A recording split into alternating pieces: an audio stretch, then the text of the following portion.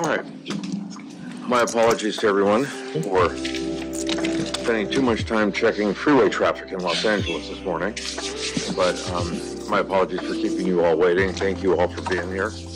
And we'll start with roll call. Good morning and welcome to the regular meeting of the Board of Water and Power Commissioners. Today is Tuesday, October 8th, 2024. This proceeding is being broadcast on Channel 35. The exact broadcast times can be found by contacting Channel 35. Board of Water and Power Commissioners, please say present for roll call. Commissioner NURIT KATZ. Present. President Richard KATZ. Present. Commissioner LEHRER. Vice President MCGRAW. Present. Commissioner PINDER. Present. Or board members, a quorum is present. Mr. President. Thank you. In terms of the agenda, just some housekeeping. M3 is going to be deferred, and N10 is going to be deferred, as is N20. Which one? 3 and 10. So M3, 10, and 20. And is now and 18. And 18. And 18 are all deferred. Thank you. It's going to be, we have a recusal on, Yes. yes, N5. Is it in 5? N5. Thank you.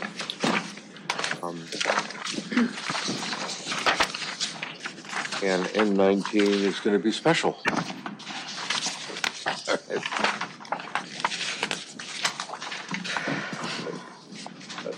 Got the housekeeping out of the way? That's it, yes. Okay, thank you for that. And well, we just jump into it. Any commissioners' remarks? Not at this time. Thanks. No. Okay, thank you, folks. Public comment. Public comment is now open at this time. Good morning, speakers. Please be mindful that you will have 2 minutes to address the board, with the exception of items 25, 26, and 27. The first speaker is Connor Everett, who will be followed by Jeffrey McQuilkin. Welcome, Connor. Let's start the clock until it gets up here. Okay, thank you very much, Connor Everett, for the Southern California Watershed Alliance, Environmental Justice Coalition for Water, and the statewide Environmental Water Caucus. I'm glad to see you all again. I just came back last weekend from the 30th anniversary of the Mono Lake decision with the State Water Resource Control Board. It was amazing to see the lake as high as I've ever seen it, higher than when we rode bicycles up to return some water for the community-based organizations that did the conservation. And I think there's an opportunity to maintain that while saving more water here. The link I'd like to make is another issue I've been working on for almost 30 years, which is the groundwater replenishment project, or the Tillman plant. I see that I'll be back with item 20 being bumped, but what there is here still is the opportunity to fund this and to apply to the Metropolitan Water District, and I think it's time it gets done. I would like to see all this done in my lifetime. Thank you very much. Thank you. In terms of the number 20 being deferred as a paperwork issue, not a policy issue. So I understand. it'll be back shortly. Yeah, Yes, and we are I will committed. too. Thank you. Thank you. We expect so. The next speaker is Jeffrey McQuilkin. Good morning. Wonderful to be here today. I'm Jeff McQuilkin. I'm the Executive Director at the Mono Lake Committee, based up at Mono Lake in Lee Vining in the Eastern Sierra, the northernmost end of the Los Angeles Aqueduct. And I just wanted to, following on what Connor said, take a moment to celebrate and share the 30th anniversary of the State Water Resources Control Board decision that protected Mono Lake. It was just, it was really 30 years ago to the day, well, just a couple of days ago, but September 28th. And we had a chance to have some celebrations up in Lee Vining, which was nice. You know, the highlights, I think, are that that decision was accepted by all of the many parties, including the Mono Lake Committee and Department of Water and Power, as a resolution of the Mono Lake issue. It certainly halted the lake's declining level. And we still have some work ahead of us because it's only halfway to that ecologically healthy management level that the state board identified. But we're working together on that, and that's a good thing. The event at Mono was a nice celebration. We understand the City Council has a resolution recognizing the anniversary, which is much appreciated. It is also the 30th anniversary of the Outdoor Education Center program that the committee and DWP run jointly, but was really founded by Mothers of East LA and Los Angeles residents, connecting that water conservation work in LA with environmental protection up at the lake. I happened to be in town. It was convenient to come by and say happy 30th because Anselmo and I were meeting and talking about some of the steps forward as we work on collaborative hydrologic modeling and looking at how we can get the lake to that management level and make sure Los Angeles has the water it needs in the right times of the year. So pleasure to be here. Thank you. Jeff, thanks for being here. Also, point out that this is the year that the department of the city took a different approach towards lake levels and the hearings in Sacramento. So we're pleased to be moving in that direction and hope to be able to continue that. So. There was a big press conference from the Water Board, but I think there was a substantially even bigger one maybe with Los Angeles leadership and DWP leadership at the time and all of the parties accepting the decision, yeah. Well, we look forward to wishing you a happy Mono Lake Day in the future on September 28th. Thank you. Great. Next up. The next speaker is Michael Brennan, who is speaking to item 26. For speaking on this item, he will be allotted 5 minutes total. Good morning, everyone. I'm actually accompanying David Rifkin, who it's his grievance, so a little bit of moral support and in case he gets a little off track. Okay. Ready? See if I find it. Okay. Thank you for having me. From your report and recommendations from last time I was here, there's 2 items that need to be fixed. The second paragraph, the percentage is 5.57, and then on the facts thing, it says does not require to obtain or maintain a California Division of Occupation and Safety and Health, CalOSHA, crane server's license. It does. It's in all our bid notices and everything for the job that I hold on that. Then this is based on go ahead. You can take it. That's all right.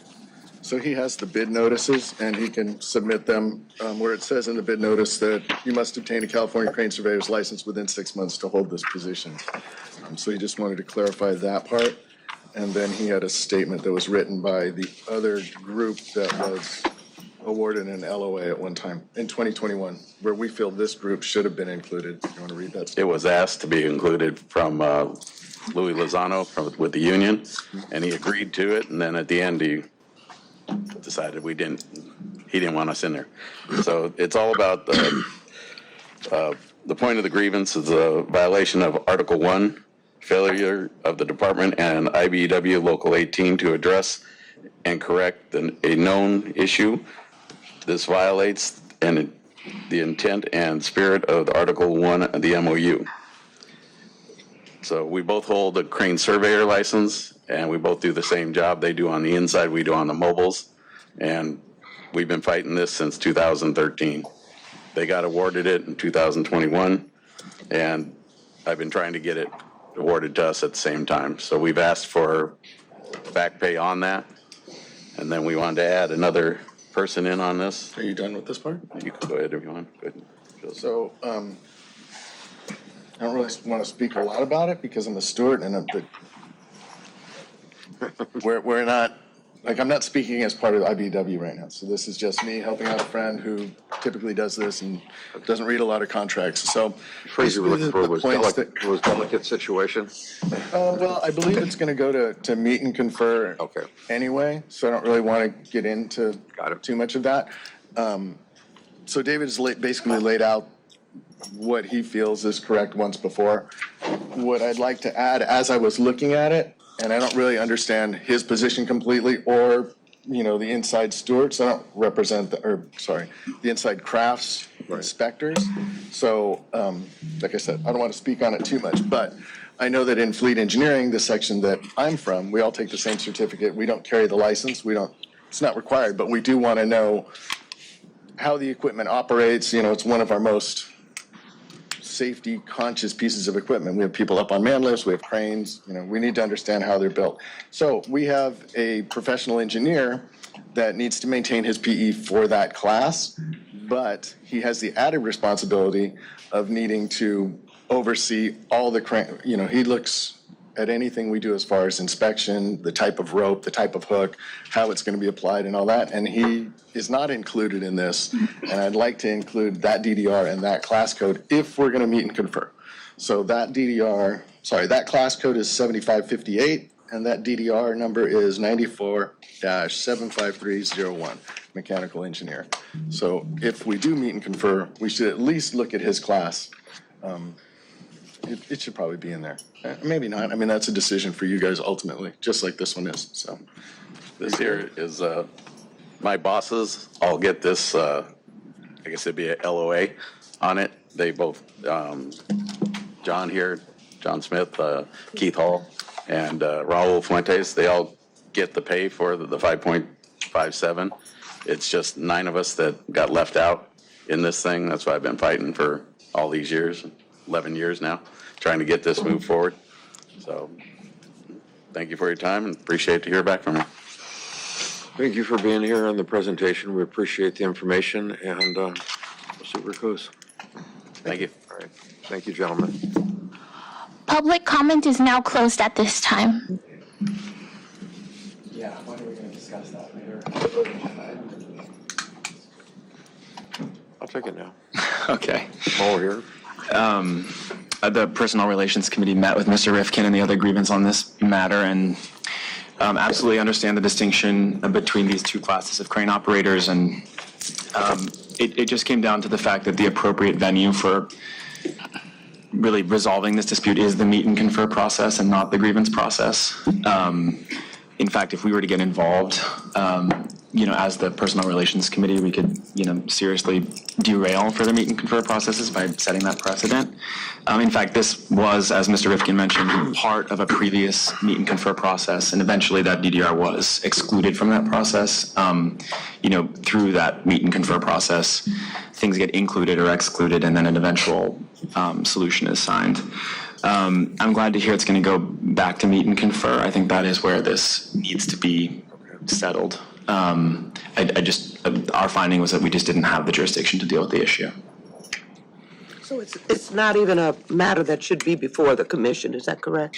That's right. It's not a proper subject for resolution through the personnel grievance process. It belongs in meet and confer. Thank you. Any comment from the boss's side of the or no? We'll wait for meet and confer. Yes, we read the PRC report and we have prepared the letter through labor relations, and we're going to engage in a meeting confer to see if we can reach a resolution. Excellent. Appreciate that. Thanks, John. Thank you much. Appreciate the report. Thank you. Okay.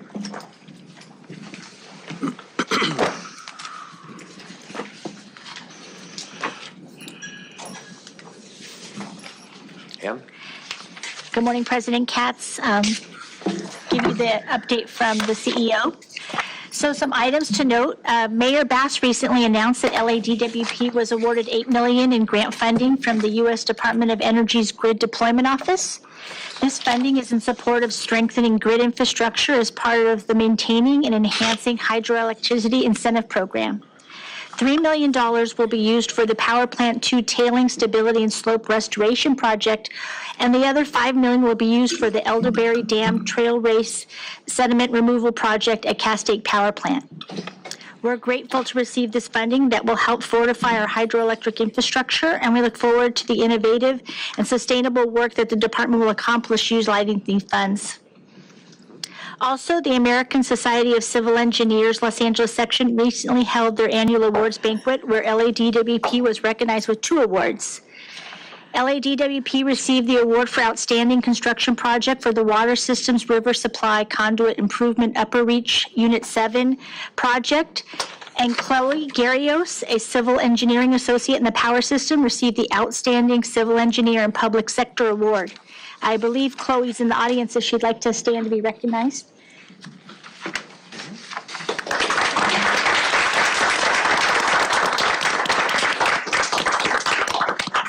Congratulations, Chloe. Keep up the great work. Very proud of you and the award. Very cool. It's always great to see the important work that the staff completes for the residents of Los Angeles recognized. Congratulations to the RSC 7 project team and Chloe on their achievements. Also, as part of the department's Hispanic Heritage Month celebrations, we are hosting our third Supplier Diversity Fair of the year this Thursday, October 10th. This event is being co-hosted by the Latin Business Association, the Regional Hispanic Chamber of Commerce, and the Los Angeles Latino Chamber of Commerce. All are welcome to attend to hear from a successful local business owner who will share about their experiences and to connect with prime contractors. We look forward to engaging with Los Angeles community with the community on this event.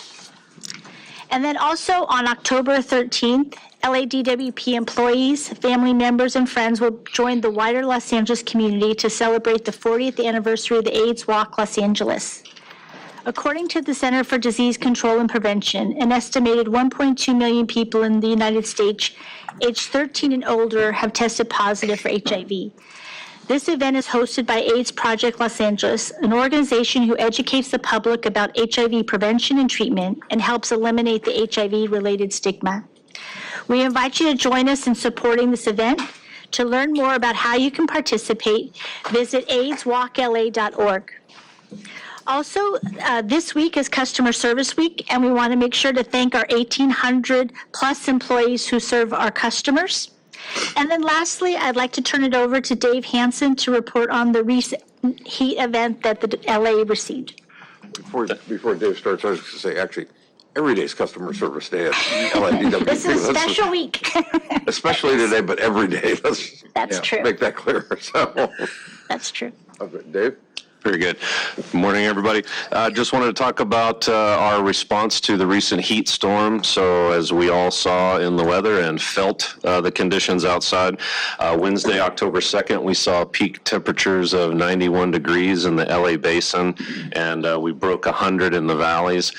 So getting ahead of the heat storm, we proactively stood up our Power Distribution Operations Center and our Maintenance Control Center in anticipation of response for customer outages. As you know, President KATZ, we had a very extensive after-action meeting from our last one in September. So we applied those concepts proactively this time. We brought in our power transmission and distribution district crews to report their availability and work for the Electric Trouble Board in case there was some extended restoration efforts. Power construction and maintenance also brought in their electric station maintenance personnel that take care of the substations and brought them in on a 24/7 rotating shift. Again, proactively. Power supply operations brings in extra operators so we can respond to anything that's station related. So everybody came in and we were ready to rock and roll. Peak load is what we saw for the whole system occurred on Friday, October 4th, was 4,219 megawatts. So it's high, but it's still about 2,000 megawatts below what our all-time peak is. Definitely unusual for October. We saw Saturday and Sunday, they were just under 4,000 megawatts, so it was pretty consistent through the weekend. So the plan going into it was to stand up this operations center virtually, and then if the workload started to break a certain peak, then we would bring folks in and man physically on property. So we rotated that coverage all the way through Sunday night, and then we had one final closeout meeting on Monday, and then called it. And we're seeking our after-action feedback through email so we can apply that for the next time. The peak outage numbers that we saw, we never broke 3,544, so we never broke our 5,000 mark that our CEO has put on us. That happened on Sunday night. peak crews. We had 41 crews in on Saturday, October 5th. Our average restoration time throughout the entire storm was 6 hours. So we're very proud of that. We had some extended outages in early September, and it was just, managing our way through that and then kind of going through the after action report and staying ahead of it proactively and making sure that we prioritized extended outages first because it's a heat storm, not wind and rain. We saw a couple of transmission equipment issues, but it didn't really result in outages. So it's a real testament to the men and women working in the field. They did a great job. They stayed on top of it. We had no major injuries. We did have a few heat illness issues, but all in all, it was definitely a successful effort. Can't say enough good stuff about the folks in the field. We'll continue to improve our process as we round the corner and start looking at February. The last couple of years, we've had some pretty significant winter storms, so we'll definitely be applying these standby concepts for there as well. So we're going the opposite direction now for February. Now we're going to go biggest outage first. That's right. We always prioritize anything that's an immediate threat to life, and then the essentially level 2 outages and heat would be prioritized longest first because the heat presents its own hazard to life. But in the wind and rain storms, it's the largest customer areas that we can get back on. In this last week's version of heat emergencies here, how did we do in terms of number of outages compared to previously? In September, I want to say the number was like 120,000 related outages. For this one, it was 982. So the distribution system held up pretty well through this one.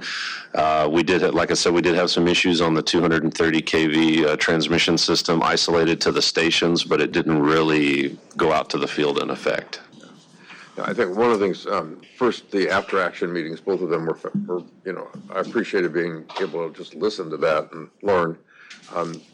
But it was, I thought, a great exercise, and a lot of people bringing things to the tables that they may have experienced similar to what somebody else had, but nobody knew because people weren't communicating that previously. And it was a great opportunity to get that all out on the table. And so I think that's a great move and a great thing to be doing going forward. Hopefully we won't have to have after-action reports in the future, but my guess is we will. We will. I agree with you. It definitely shakes the cobwebs loose for everybody and breaks down the silos when you get us all in a room and conduct an after-action report like that, just to be in a brainstorming environment where you're grabbing onto ideas and everybody's walking out of the room with action items for us to apply with a deadline. It was good. I also got the distinct impression that there was follow-up to the item. It didn't all end with the meeting, which is the important part. I don't think she would allow us to not follow up. Exactly. No, that was clear. But I also appreciated just the willingness of everybody to talk about what worked and what didn't, and to learn from it and move forward. So it says good things about the men and women of this department, too. I totally agree. We have a lot of passion, and we have a lot of experience, and we have a lot of knowledge. We just have to bring it all together. Yeah, exactly. And in an organization this big, it's easy to forget about all the other pieces or to assume it's only happening in your corner of the world, not all the others. So that exchange was helpful, I thought. And at least to an outsider, it looked interesting. So yes, and helpful. So. It was good. I agree. No, thank you. Thank you. Appreciate it. And again, like you said, the women and men of this department do an amazing job, and day in and day out. And I don't think people almost take it for granted because everything works, and people are on top of it when it doesn't. So thank you, and again, thank you to them. We're all very proud of what we do and our contribution when we were in the crafts and in the field, but that was a long time ago. We're not the ones out there sweating on the top of a pole or in an underground vault or in a substation, so. Yeah, and we appreciate that too. Yes. Thank you. Thank you. Okay. Other reports, comments? Maybe just put while we're ahead, but thank you. Dave, thanks, I appreciate it. So, Dr. Pickle. Repair advocate. You deferred the item that was on my longest and most positive speech, N20. and I will respond on others if questions arise. Okay, appreciate that. It'll come back. Yeah. It'll come back. While we're on that topic, I know I said I didn't have comments earlier, but if you don't mind, I will be absent for the next meeting where this item is now deferred. So I just wanted to briefly make a statement, probably similar to what our ratepayer advocate was going to say about this project, the N20 groundwater replenishment project. It is so critical for us moving forward with the goals that the city has committed to and DWP has committed to in terms of 70% local water. It represents an incredible collaboration between DWP and LA SAN and a team of us that have been working on recycled water with the leadership as well, which you heard about in one of the prior board meetings. So I just really wanted to express my strong support for that initiative, and I look forward to seeing it move forward at the next meeting. But since I won't be there in person, just wanted to share my comments today. Thank you. I will add, my comments will go to the fact that this is a finely compromised project pulled together. It's the largest of scale for us, but it requires active project risk management with regular reporting to the board. Because we're balanced on the benefits, the costs, the grants, the regulations, the technology surprises throughout the whole process. And it wouldn't take much to upset the balance. Is I think the implication in there, so. You know, I can be an optimist. It could get better. I've not heard that from Fred before. No, I appreciate it, Fred, and trust me, we will be keeping careful eye on it, as you would, so. Yes. You know, of course, we have an ad hoc committee of the board who is made up of NURIT and I that are meeting regularly with our leadership and with Department of Public Works commissioners and LA SAN leadership to keep this thing on the tracks, and then so that we can come back and report those meeting findings to the board. And this was substantively the conversation I wanted to have about 19, so we don't need to call it special anymore. All right. Okay, we'll let 19 down to average, not special. Thank you, sir. Any other things in order or out of order that people want to bring up as we're moving through? Thank you for your flexibility. Of course. Okay, we got that. I'm mostly on item G. Yes. Thank you. Okay, on item G, we have items for approval. Do you want to do the Commissioner Pinder one first before we do That way I others? could just step away and. Don't go far. It won't take long. Thank you. Number 5 is first. Okay. Okay, I'll wait till she has departed. Motion to approve item N5. Second? In a second, without objection. Those of us left voting aye. Aye, aye. Okay, N5. One approved. second. Can you pull her back in? Yes. Great. Okay. Okay, and I will wait for Commissioner Pinder's return before making the next motion. Okay. So you do not need 19 pulled in? No, that's right. That would do Thanks for nothing with asking. everything else now. Okay, so then I will make a motion to approve items N1, 2, 4, 6, 7, 8, 9, 11, 12, 13, 14, 15, 16, 17, 19, and 21 through 27. Well done. Seconded. And a second. Yes. Without objection, all 4 of us being reported as aye votes. Motion adopted. Okay. Okay. Manager report. Anybody want to speak up? Okay. We have one management report today. We have Marciano Navarre to give us an update on PCNM. Thank you. So just some background on this one. Mr. Marciano Navarre is the Director of Power Construction and Maintenance. That was my previous role.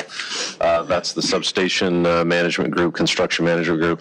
With him is Mo Yakut. That's his assistant director. His other one is sitting there without a jacket, Mr. Phil Leitner, so we're not allowing him to come to the podium. So they're here today to talk about our response. Mr. Leitner without the jacket. Yes, sir. Yes, sir. Yes. All right, Phil. No, just joking. So we have a map on an easel to go along with the presentation, and they're here. Very excited about this presentation. This has been a long time coming.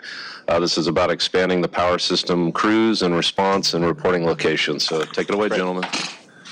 Good morning, everyone. Good morning, commissioners. Good morning. We are here to present improving response time. We are Power Construction and Maintenance Division, Marciano Navarre, Director of PCM, and as Dave mentioned, Mo Yakut, Assistant Director. So please, we welcome questions, and I just drank my coffee, so I'll be moving fast, so slow me down. Oh, boy. A little bit of our division. We are a little under 2,000 employees, and we maintain substations in the LA Basin and some out of LA Basin. Over 200 substations and a little under 6,000 customer stations. Example, LAX, Port of LA, refineries, data centers, Budweiser in the Valley. Little under 6,000 substations maintained by electrical substation maintenance. We also we have test and technical services where we handle regulatory compliance, commissioning of major projects, and maintenance of major projects on the test side, engineering side.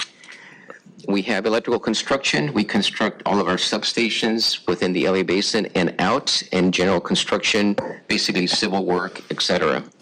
We also have shop central repair fabrication services where we actually fabricate things, and we have an old system, so there's parts that we actually need to fabricate and we can't purchase through vendors. We have project management and controls that handles the scheduling, resiliency meetings to sequence projects, and also we support the water side with water electric shop. Our new section, we're developing emerging technologies, which includes EV chargers, solar and battery storage. That's a new section that we're developing. So that's in progress, actually working now and being implemented in the asset management program. And we also have the HYPE, the Home Energy Improvement Program, under this division. So now I'll pass it on to Mo to talk about our reporting locations. All right, good morning, commissioners. Right here, what you're looking at is a snapshot of our 5 ESM service areas. The blue dots on the map represent the 5 reporting locations. Each area is shaded in different colors to reflect their area of responsibility. And the red dots represent the receiving and distribution stations within their area. The customer stations that we service are not reflected on this map. I want to point out some of the gaps that we have with my laser pointer here. The South Valley area takes our crews a long time to drive down south from the valley areas. Also, right here, the South Central Los Angeles area, and also the Palms area. As you know, there's a lot of traffic on the west side, so throughout all Los Angeles, right, everybody was running a little behind today because of the traffic. So can you hit the next slide? So some of our challenges is the metro area has the highest number of customer stations, approximately 1,700 of those 6,000 plus customer stations. The West LA service area is large, which makes it challenging to drive from one work location to the other. The crews at this reporting location respond to incidents in the west or the LAX area also, and because of the traffic, response times typically increase. The south area is also large and services the Port of Los Angeles, and crews are currently working out of office trailers without a secured warehouse in the south area, and that leaves us vulnerable to theft and vandalism because there's nowhere for us to put our. That will also increase response time because you have to go farther to get the materials or bring them in from somewhere. Yeah, that's right. So down south, they actually get their materials from the metro area, which is right here in the blue. Palmetto is the main warehouse for the south area. So we need to put a warehouse for our ESM crews. There's currently a warehouse for our power transmission distribution crews down south, but they use different types of material for their work. Are we looking to add warehouses? Yes, we would like to add a warehouse in the southern area. We'll get to that in the next slides. Thank you. I assume that was coming at some point. There we go. Adriana's no longer in the room, so. It's leading somewhere, so. We'll bring her back. All right. And the same, I noticed in terms of your blue dots, are there plans to increase the locations? There are plans, yes. Oh, we'll get to that also. Yes. Okay, all right, I'll be quiet. Yeah, that's all right. It's actually it's a short presentation, and it's all gonna come together. So we have paid attention, and that's why we're encouraging you to go on. It's not quite a blank slate up here. I love the questions because it helps us engage with you all and hopefully help you understand why we're presenting today. Yes. So thank you for that. So our current response time right now, highlighted on this map, we took a screenshot of a typical day. It was a Tuesday at 7 a.m. with no accidents on the freeway. And our ESM South crews to the northernmost stations that they service takes an hour and 10 minutes, which is it's pretty rough. And so the response times, like I said, were an hour and 10 minutes. And I mean, I think this slide pretty much speaks for itself as far as, that's an hour and 10 minutes once we get in the car and drive to where we need to be. And that doesn't include setup and actually starting restoration efforts.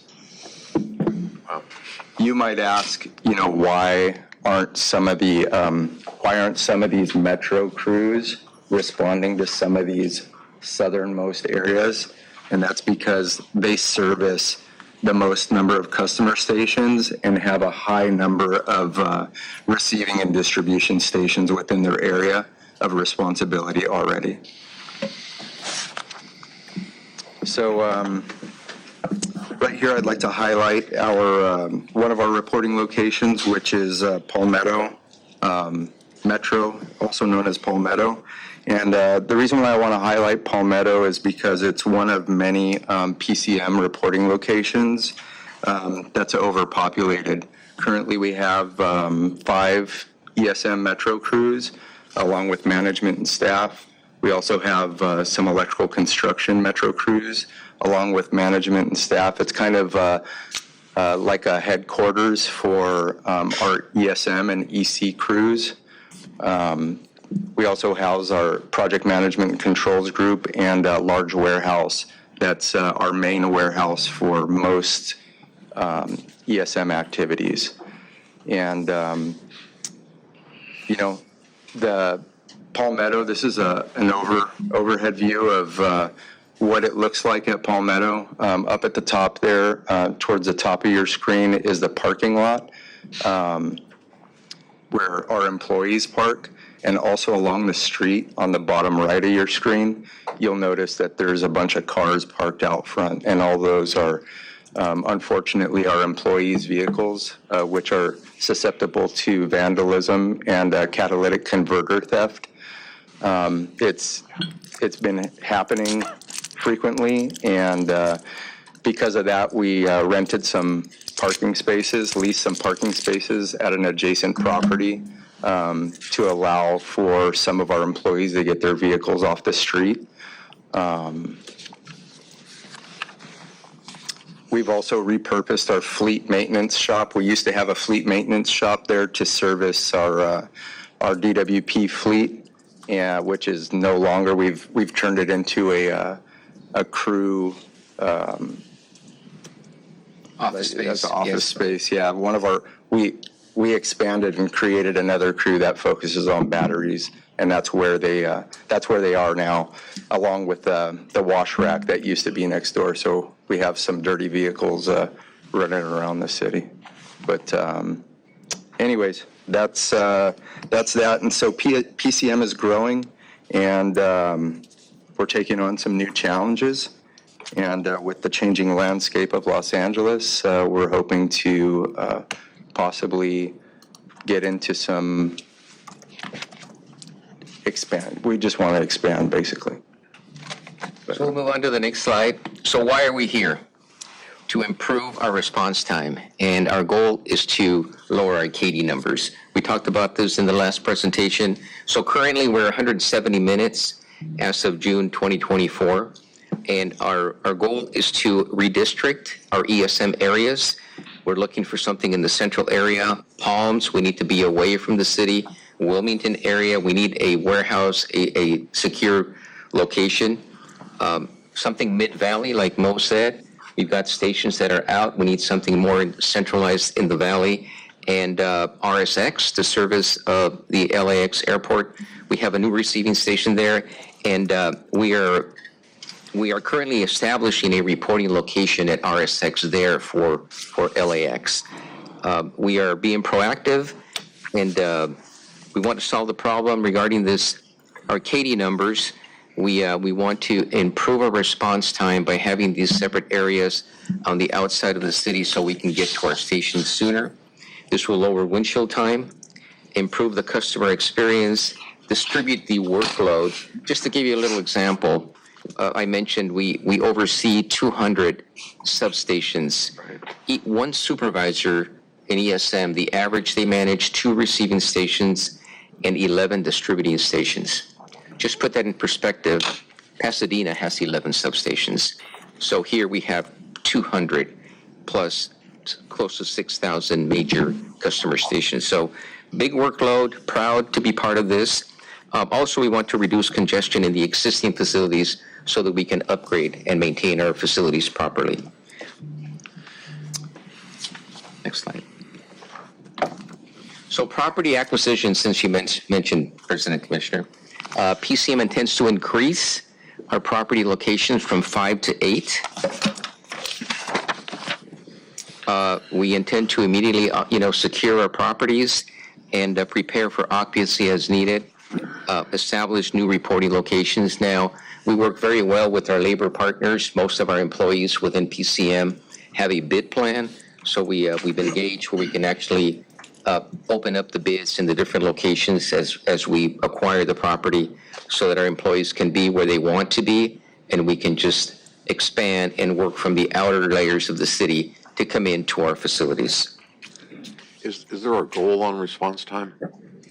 There is a goal. Well, actually, we have new targets, so I'll just mention this. Like I mentioned before, our number was actually 2023, 201 minutes, and our response now, this last was 170. Our target for fiscal year 24-25 is 160.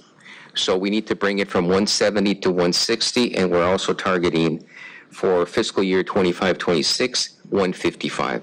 So we intend to accomplish this by addressing this, by us responding sooner. To give you an example, one substation on average, we've got 20 feeders, one feeder, 800 to 1,000 customers.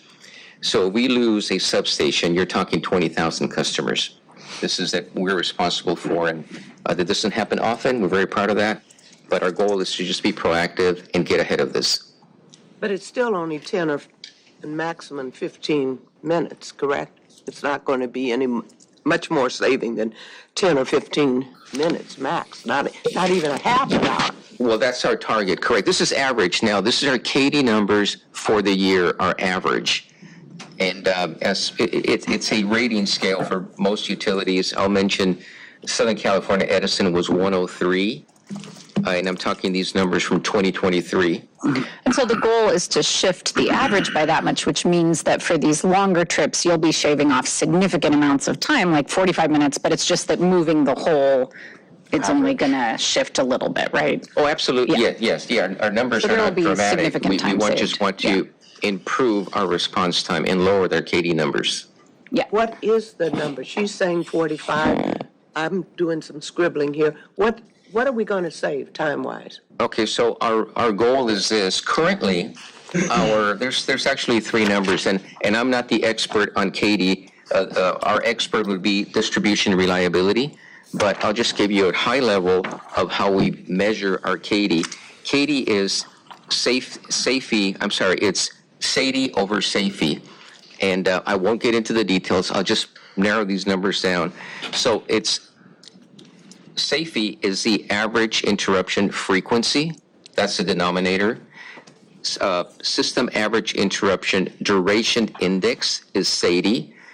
And one over the other gives KD. So we're just looking at KD. Sorry, this is a complicated piece. No, it's very interesting because I have in my notes today that we were going to request a presentation on KD, SAIDI, and SAFE and where we are and where we're trying to go. So maybe we can. Yeah, we don't need that maybe we can today. get that separately. May I add? It'd be very helpful. In addition, there are some newer developing measures for short-term interruptions. Get them wrong, MADI and MAFE. Yes.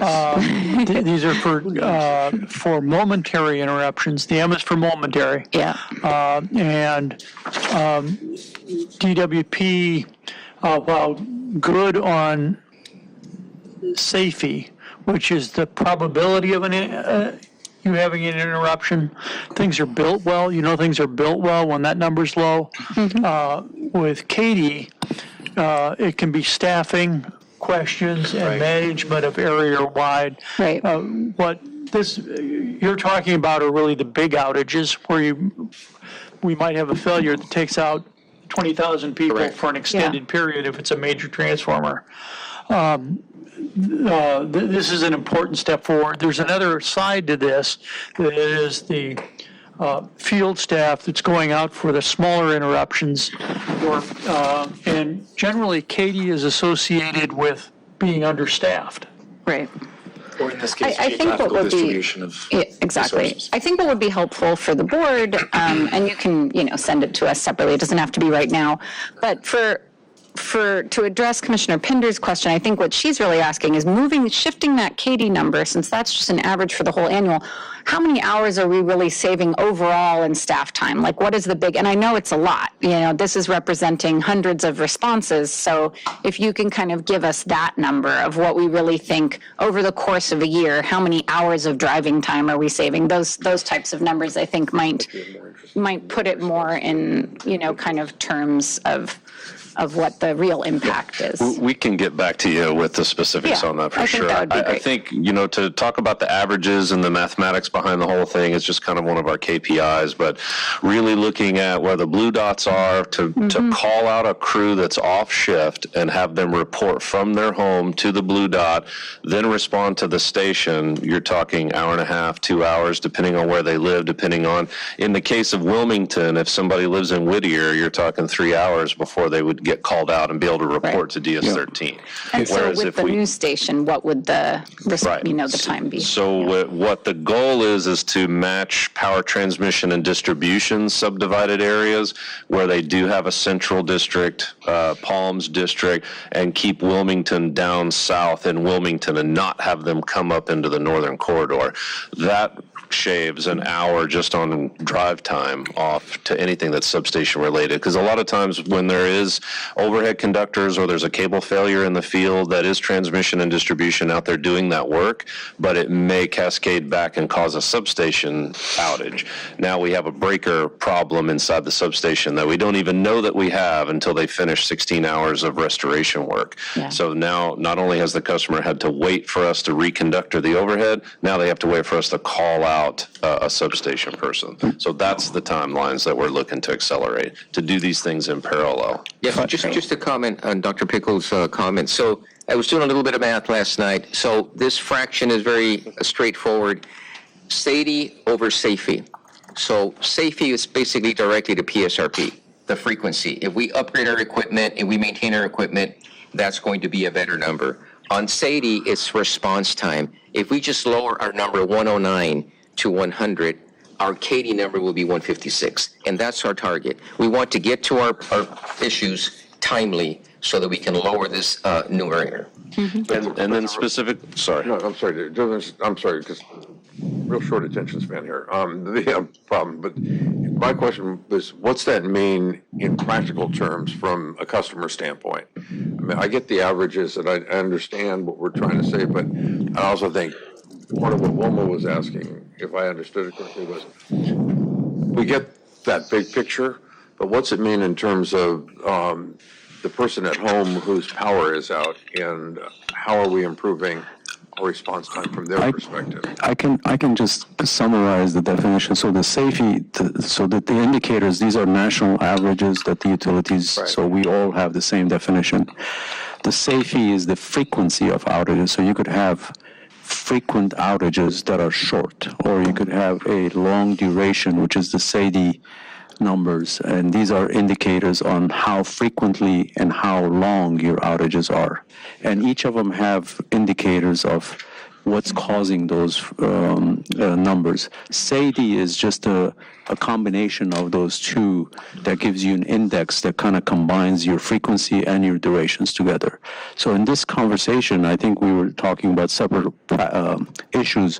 One was the reach to the station. So Right. I think Mo and Marciano did a great job of explaining that getting to the problem is one of the contributors to this indicators that we are using. We also have to combine, and I think we owe you that explanation of our reliability program, because just getting to the site itself doesn't solve the index problem, because that helps, but also we need to make sure our spare parts are in place, our maintenance programs are in place, and everything else, so we can shrink those numbers to a place where we can say, this is something that we are managing those indices, and we will make that presentation to you.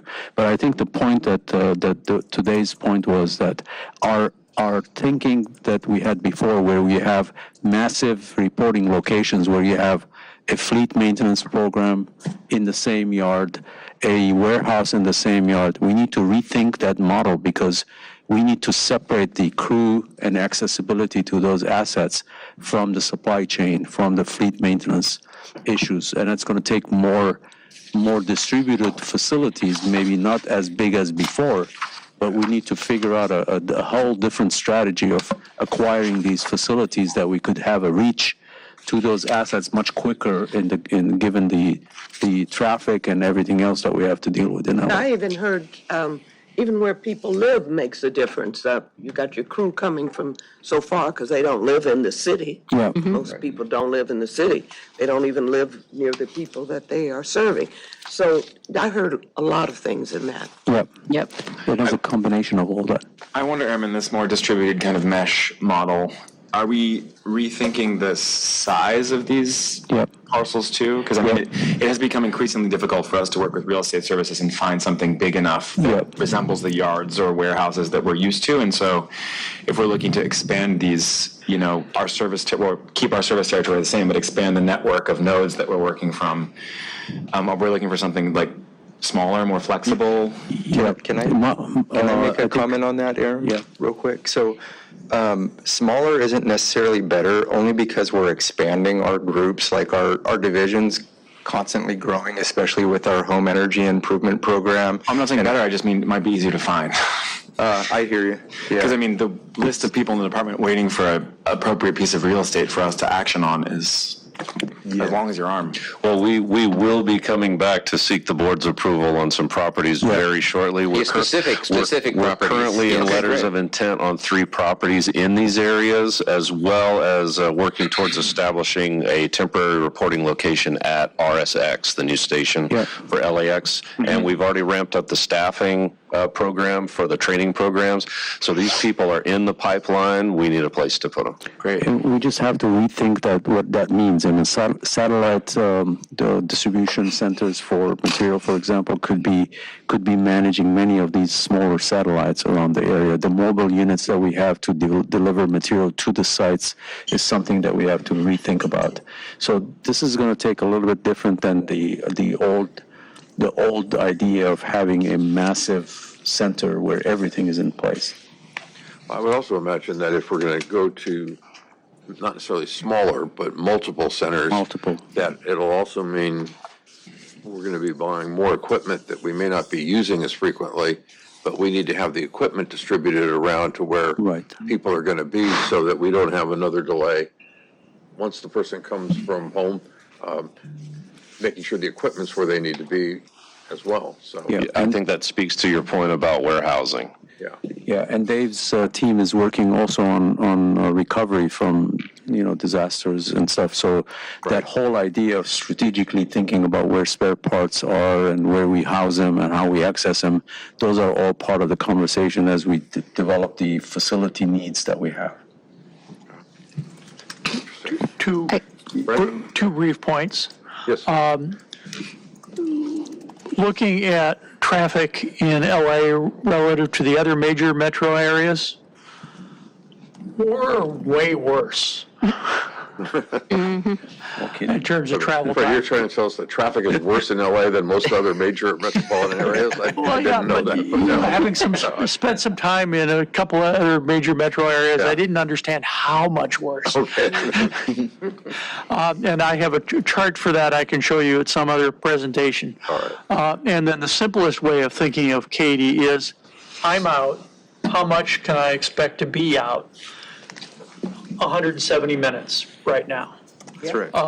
But the problem is, with a little bit of knowledge about why you're out, it could be from 20 minutes to 3 days.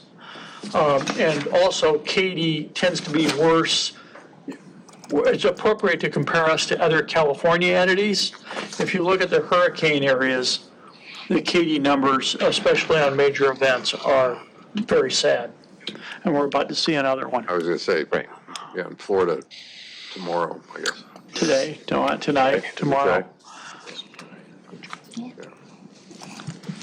We thank you for your time and consideration. I would I have imagine, one last question for you. imagine also one other piece of this, particularly when you have our employees making these kinds of commutes and this kind of traffic and this kind of wear and tear in terms of their shifts for us.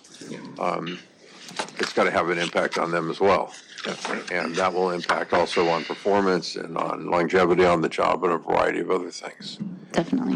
What more were you?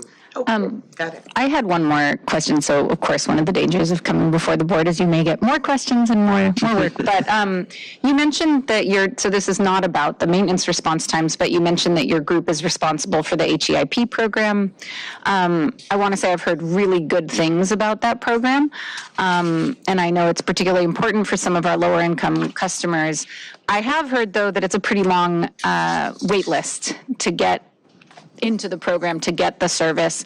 I would love, it doesn't have to be a formal presentation to the board, but I'd love to follow up with you and hear if you have any ideas for how to improve, and maybe with some of the, staff time that might be freed up by these new approaches, although I'm sure it's different staff. But if you could follow up with me on ways that we might be able to increase the number of people served by that program and the speed at which people can get into the program when they apply, that would be great. Absolutely, would be glad to.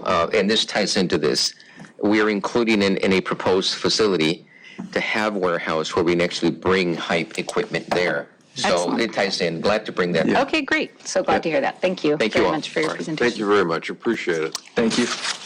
Keep it up. Keep up the good work and keep telling us what we need to do better. Yeah, I love the O.J. Simpson style trial map. That was a great touch.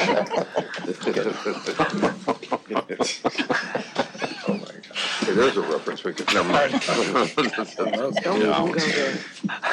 This was the path of travel for the white Bronco. That's exactly right. And it's still going. Okay. Where are we? Minutes, is that?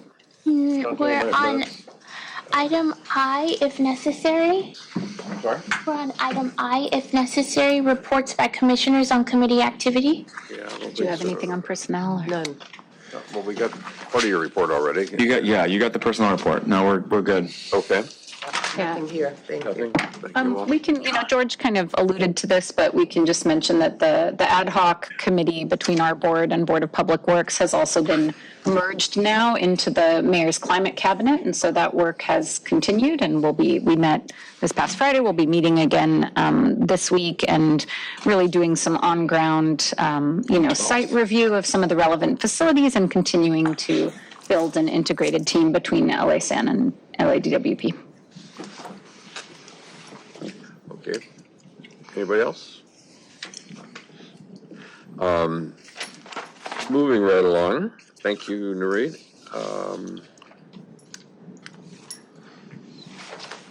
So we're back to minutes. No minutes? Yes. Filed items, ordered filed, and now minutes. Okay. Minutes for approval from the last meeting? Yes. I'll second the, Motion and a second, without objection. Any changes to those minutes? No. Minutes are approved.